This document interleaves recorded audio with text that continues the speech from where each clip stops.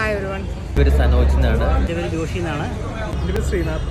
എൻ്റെ പേര് സന്തോഷ് രാജ് എന്നാണ്. Rajan John, CEO വാട്ടർനെറ്റ്.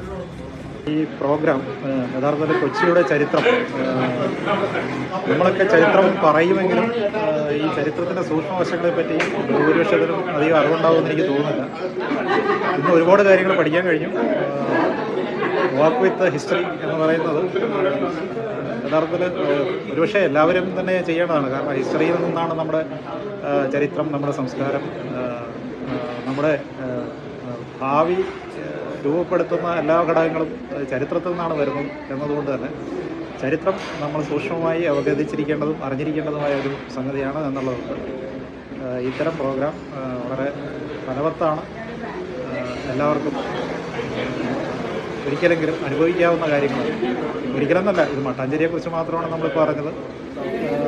കേരളത്തിൻ്റെ ചരിത്രം എന്ന് പറയുന്നത് ഒരുപാട് ചരിത്രങ്ങൾ ഇടകലർന്ന ഒരു ഇതാണ്.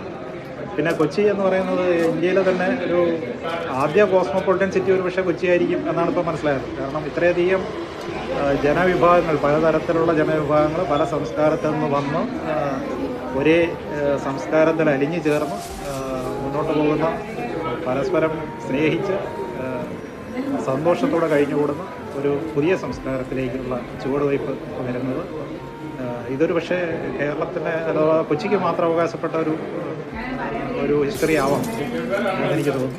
എല്ലാ ആശംസകളും.